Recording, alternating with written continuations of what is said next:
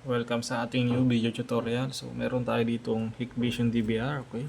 Hikvision DVR. So, 4 channel DVR to. Ayan. Yan, kita nyo. 4 channel DVR. So, nanggaling to sa client natin. So, kinamp na to ng ilang taon. Then, siguro mga 2 years. 2 years siguro. Okay. Then, nag-upgrade siya ng 8 channel. Nagdagdag siya ng dalawang camera. Meron siyang 4, then add 2. Di 6 cameras ang meron siya. From 8 channel, nag-upgrade siya ng 8 channel. Then, 1 terabyte hard drive. Okay. So, itong DVR na to, 4 channel with 500 gig. So, in-upgrade natin yung DVR niya. In return, kukunin natin yung 4 channel. Okay. So, yun yung naging kasunduan namin. So, ito siya ngayon. Ayan na siya. Ayan, kita nyo. Panasan muna natin. Ito yan. Hikvision. Okay. So, nag-upgrade siya ngayon. Gagamitin natin to. Papakita ko sa inyo kasi merong mga dapat ayusin. Papakita ko sa inyo. So first problem nito, admin password. Okay. Ang default lang kasi nito, pagka kami yung nag-i-install, ang default lang lagi na nilalagay namin password admin 123. Okay. Yan o. Kita nyo ba? Admin 123. Pero ang problema, pinalitan siguro nila. Ayan o. So, nung in-upgrade, kinuha namin to kasi kasama yun sa terms namin. Hiningi ko yung admin password. Nalimutan daw nila. Okay. Nalimutan daw nila yung admin password. So, in short, kailangan natin i-reset to. Okay. So, kailangan nating i-reset. So, ang ano lang, yung tinanong ko paano sila nagpe-playback dito, wala nga password, di ba? So, sabi nila sa pattern daw sila nag-base para makapag-login. Tinanong ko anong pattern. Alam daw nila, sinabi nila ito. Yan. O yun, nakapasok naman. So, merong pattern pero walang admin password. So, kailangan natin ng admin password. So, hindi pwedeng walang admin password. Kalawa, pag nagpunta ka rito, live view, diba? Punta kang network, configuration, network, platform access. Yung HIC connect nya, nakabind to, tingin ko. Yung HIC connect, try natin. Try natin i-add sa account.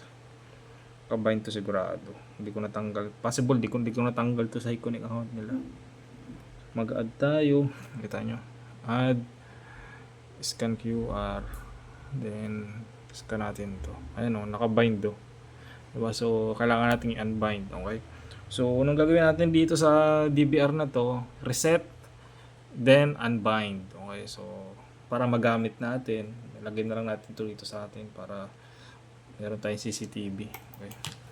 So, kung gusto nyo naman, interesado ka, bilhin mo na. Comment down below kung magkano mo gusto. Check natin yung playback. May playback ba ba to? Mayroon pa. Mayroon pa playback. Ilang araw itong 500 gig. 7, 10, 11 days. Diba? So, 500 gig ba yung hard drive? Check natin storage. Ayan, 500 gig na. Okay. So, first gagawin natin, reset DVR, unbind, then format hard drive. Okay. So, format natin yung hard drive. So, una natin gawin since di natin alam yung pattern. Yes. Hindi natin alam to. So, gagawin na lang natin siguro forgot. Connect by email. Okay. Cancel natin. Sa pattern na lang tayo pumasok. Diba? So, pattern. Yung pattern niya. Yan. Pagka alam mo yung pattern, diba? Gawin mo na. Okay? Yung pattern ng recorder. So, wala, mali. Ano bang pattern kanina? DL. So, pag magre-reset ka, hindi mo alam tong admin password, doon ka sa pattern pumunta. Okay? So, punta ka sa pattern, lagay mo yung pattern. Mas importante, makapasok ka sa recorder. Okay? Then, kailangan mo ng admin password. Kasi pag inad mo yan, kailangan mo rin ng password. Okay. So, next, i-reset natin to. Punta tayo dito sa, I think, maintenance. Ayun, nakita ko na. So, mula doon, live view yan, di ba? Punta kayo ng maintenance. Kita nyo yan. Then, restore to inactive.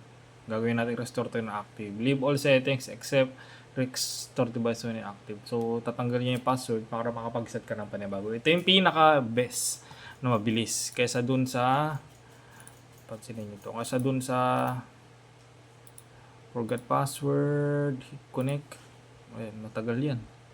So, wala, may access naman tayo sa loob ng recorder via pattern. So, ganun ang gagawin natin. Okay, so, restore to inactive na lang natin to. Okay, restore to inactive. So, pag restore to inactive, mara-reset yung DVR mo.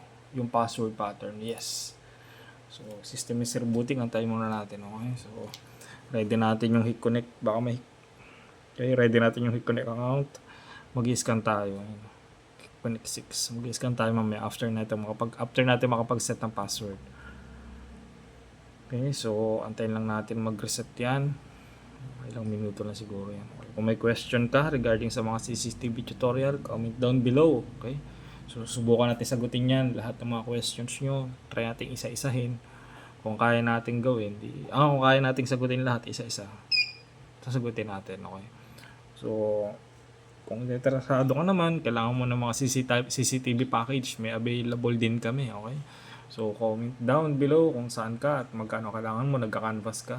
Tignan natin yung presyo ng makatuwiran. May available kami rito. Okay? So, pwede natin pa-ship kahit saan. Okay? So, comment down below. Yan, nag-start na. Okay, so, next. Activate muna natin to. Mag-set. Activate muna natin. Mag-set tayo ng mga panibagong credentials. Okay? So, next. Set tayo panibago. Try natin kung gagana pa admin 1, 2, 3.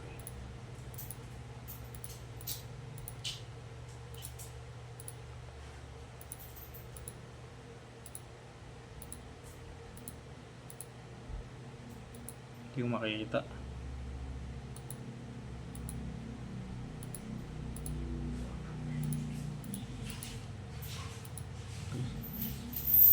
So, email, agad email, syempre.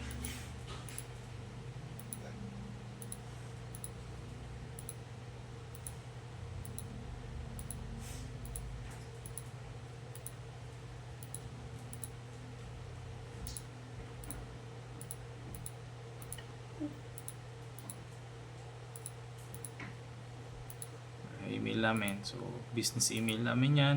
Kung may question ka, pwede ka rin mag-email dyan, di ba? Ayan, kita nyo na. Okay, so activate. Ayan, lagyan natin pattern. So,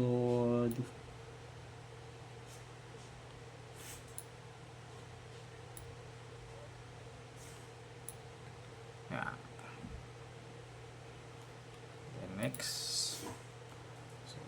Ano ba yun una? Okay. Next. So, enable natin DHCP.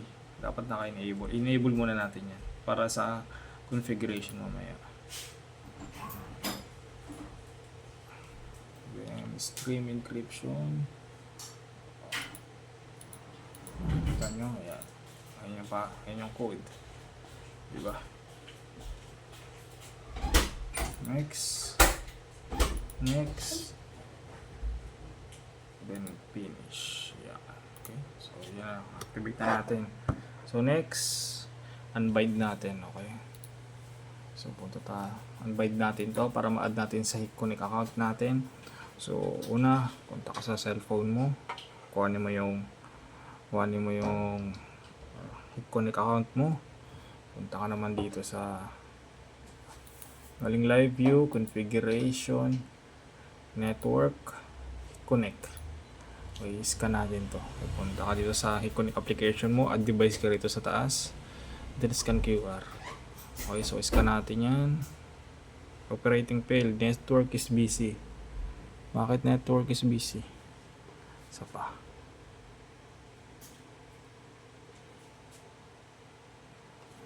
Naka-online ba? Check mo natin kung online pala. No? Tama naman yung configuration. Online naman yung status. Okay, so scan QR. So, yan. So, try natin unbind. Unbind natin to. Unbind. Connect to Wi-Fi. Connect to Wi-Fi. Nakakonect naman. Blue. Yan. Connect muna natin.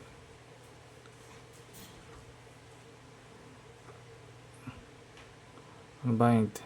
Yan. So, gagawin nyo lang para ulitin natin ha.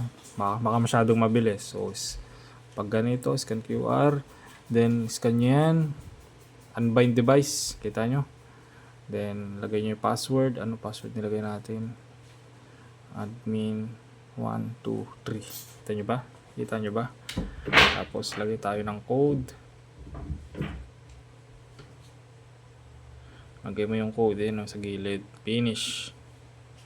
Ayan. So, nakita nyo, ito, unbind daw. So, try natin i-add. Scan QR. Add natin. Yan. Kita nyo. So, yan na. Next. Skip. Ayan na. Ito na agad. Diba? Yan na. Okay. And so, add na natin. So, reset. Okay na. Unbind. Okay na din. So, next is format the hard drive. Okay, so format na tayo ng hard drive. Okay, so under pa rin ang configuration. Under pa rin ang configuration. Record. Bakit record? And storage. So, yan yung hard drive. So, format natin kasi may previous recording para ma-refresh. Okay? Initialize, check nyo lang tong box, then initialize. Okay. So, initializing. Okay. So, antay lang natin mag 100%. Then, dapat, yun. Capacity, then free space. Okay, so 0 na. Try natin mag-playback. Wala na. Okay. So, wala na rin dito sa baba. Okay, so ganun lang kadali. Mag-reset, mag-unbind, at mag-format ng Hikvision DVR. So, comment down below kung may question ka. Subukan natin sagutin isa-isa yan.